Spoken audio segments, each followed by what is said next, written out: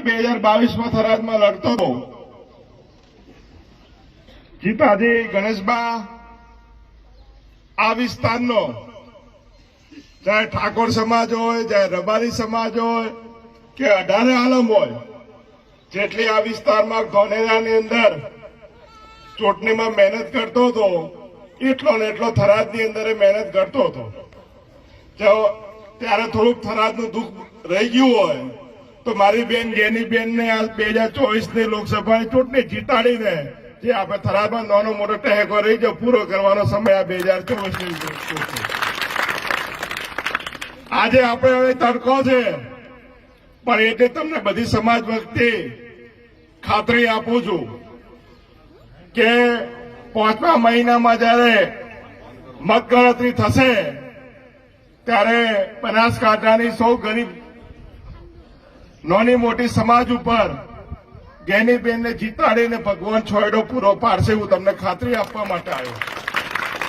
બધું આપણે ગેનીબેનને ઓગળવા છે અને ઠાકોર સમાજ હોય, રબારી સમાજ હોય, બીજી જે નાની નાની સમાજ હોય ઉપસ્થિત છે આપણે વિનંતી કરું.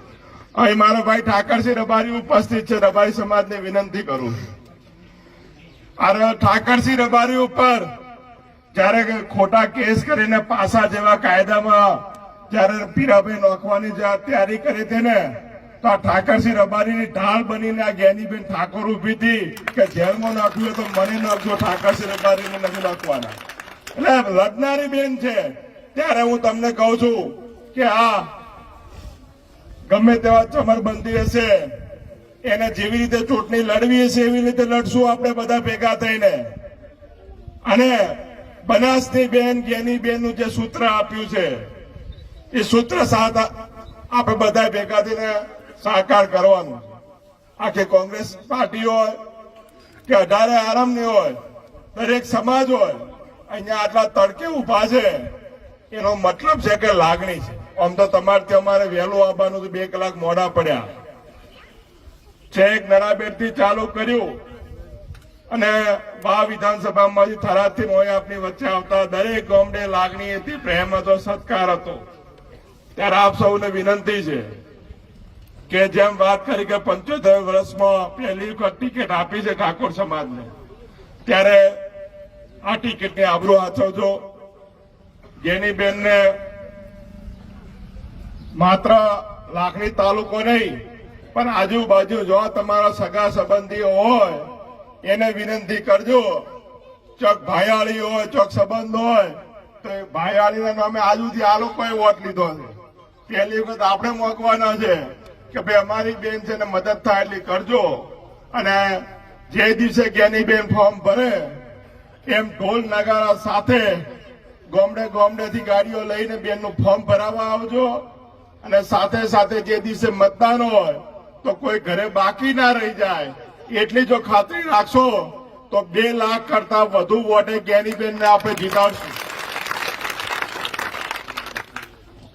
આજે ભાજપ લાખોની વાત કરતા હતા ને હવે ટક્કરમાં આવ્યા હતા અને ચૂંટણી પૂરી થતા હોતી બેનને ગેનીબેનને આપણે 2 લાખ કરતા વધુ વોટે ના જીતા તો આપણી મહેનત ઓછી હશે.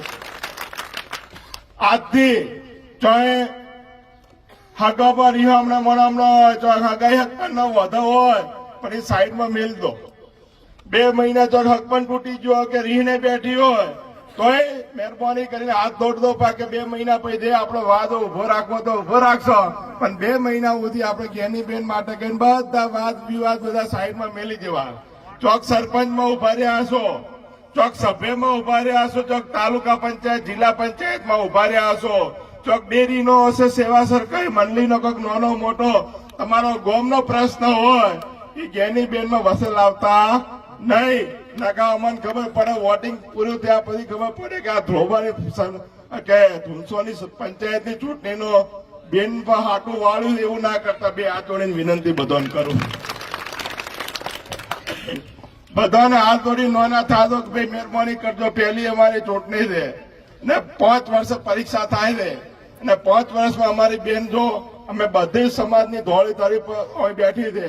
અમે તમારી ખાતરી આલો તે વિશ્વાસ મેળશો પૂરો થશે. એનું કારણ કહું, અમે વાવની અંદર ઘણા બધા એવા બનાવો બન્યા પણ હંમેશા ગેનીબેન દરેક સમાજની માત્ર ઠાકોર સમાજની પણ બીજી સમાજની ઢાળ બનીને ઉભી રહી છે, ત્યારે અમને તમને કહેવા માટે આવ્યા. સૌને વિનંતી, પૂરું વોટિંગ કરાવજો અને ફોર્મ ભરાવા માટે આવજો. હવે જેની બેનને જ વિનંતી કરો, સ્વાગત બેન બોલી લે એના પછી રાખો એ વિનંતી કરો, એટલે બેનને જે કેવું હોય મનથી ખુલીને કહી કે, અને પછી તમે મનથી સ્વાગત કરી શકો એવું કરો બધા ભેગા થઈને.